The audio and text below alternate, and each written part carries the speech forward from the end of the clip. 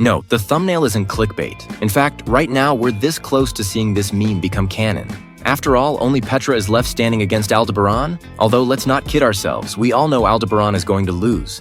So that other meme is going to become canon too. But today, I just want to talk about what was revealed and its implications. The revelations are huge. We finally officially know the origin of Aldebaran's power. And we also have confirmation on the identities of the sanctuary Echidna and the Echidna from 400 years ago. As always, a huge thank you to the channel members. Not just on the Spanish channel, but on the English one too. In the Latino community, I want to thank Zenith for renewing their membership. Thanks for putting up with me for another month. I also want to thank Dylan Martinez, who says he's getting over a breakup. Keep your head up, King. As someone who's been through that process more times than I can remember, I can tell you it's just temporary, and don't forget there are plenty of fish in the sea. Finally, a thank you to 5 Armas. I don't know him, but that's a peculiar nickname.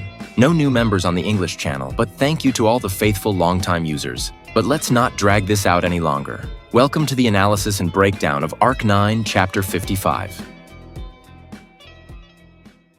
This section will cover all the revelations from Aldebaran's reunion with Echidna. The most relevant part is that authorities are said to be keys that give you the right to interfere with the laws of the world. That is, to cause things a normal person couldn't. The most interesting part is that once you get the key that allows this, you can discard it through your death, and you will still keep the right to interfere with the world. This has a massive implication, as it explains why the witches in Season 2 were able to manifest their powers, even though, in theory, they shouldn't have been able to because they no longer had their witch factors.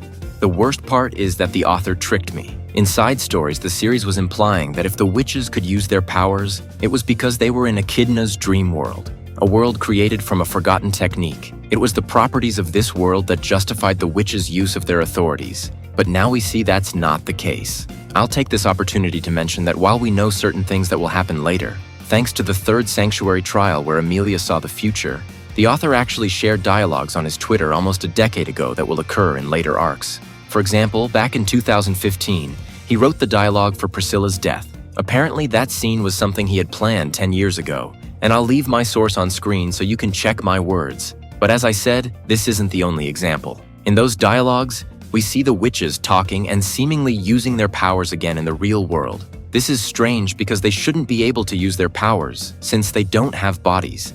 But one way or another, it seems they are. Could it be that just as Echidna got a body for herself, she will eventually get a body for each of her friends? We'll see in a few months or years. Another relevant thing said today is that according to Echidna, one could get the right to interfere with the world if they had a deep connection with someone who had already established a strong connection with their authority. Just for that, this would grant you the right to interfere with the world from birth. However, since this isn't naturally acquired, the witch adds that the connection developed this way isn't as good. In fact, she describes the resulting bond as a half-open door. You can interfere with the world, but not as much as someone who opened the door completely. I'm not kidding when I say this is incredibly important, because if these characteristics described by the witch are true, it implies Aldebaran had an important connection with someone who was already very accustomed to their authority. That's how he got his power, but since he didn't open the door completely, so to speak, this power isn't as great as the original users. If we assume the original user was Subaru, this would explain why the protagonist's return by death allows him greater range and functionality. The protagonist can do that because at some point in the past, he fully knew and accepted his authority, whereas his supposed copy, known as Aldebaran, only got a partial connection due to the conditions of his birth. Anyway, I ask you to keep in mind that I might be wrong, and the person Aldebaran was based on was Flugel, but now, we're theorizing too much. The half-open door analogy also serves to explain the errors in Aldebaran's authority. That error that causes the other person to remember the loops and not him. Furthermore, it's made clear that this error first appeared after his fight with the witch, which makes no sense. Because as I said in my last videos, this error already happened in No Stella No Life 3, a story that takes place 400 years ago and before the fight against Satella.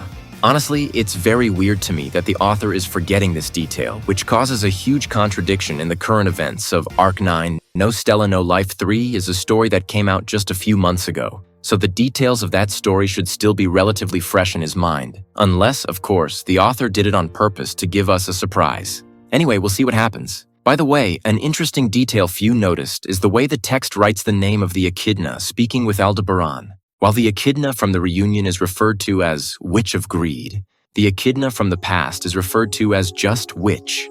In fact, Aldebaran himself references this double meaning. Personally, this difference makes me believe that at some point in the past, the witch split parts of her soul. One piece kept her main characteristic, her greed.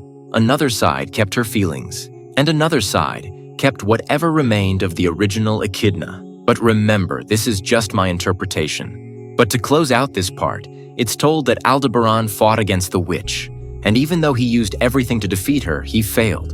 He even used the aggressor side of his authority, but not even that worked. In the end, Echidna mentions the key to surviving this power, which I'll address in a moment. But first, I wanted to talk about one last interesting thing that was mentioned. Apparently, this Echidna is aware that her 400-year-ago self executed a backup plan, a plan she also seems to be following.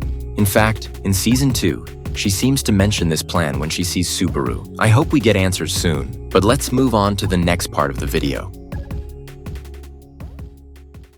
And we're in the final stretch of the fight. To be honest, I didn't like this part much, and that's because I always feel that combat scenes don't offer much for analysis in these videos. But what I can say is that it catches my attention how Aldebaran references all the victims of this side of his power. He remembers the gladiators who were victims of it when he didn't want to fight. He remembers Bariele, Priscilla's last husband, and how he went mad after being affected by this power.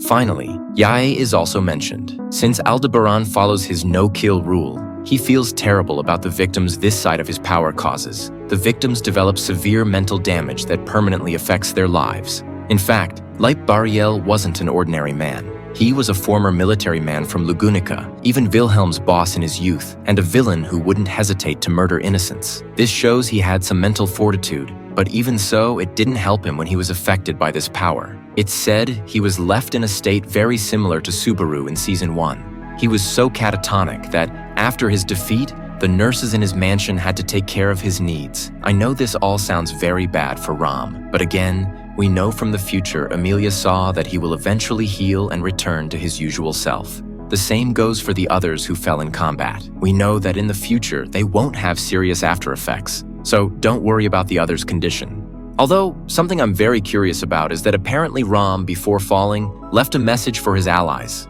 A message that seems to indicate a number. I have no idea what the author is setting up with this, so we'll have to wait. Another part I thought was great was the line Felt directs at Aldebaran. There's a moment in the fight where Aldebaran feels terrible for having caused his authority to go haywire and start attacking his enemies. Felt sees this and tells him to stop feeling sorry for others.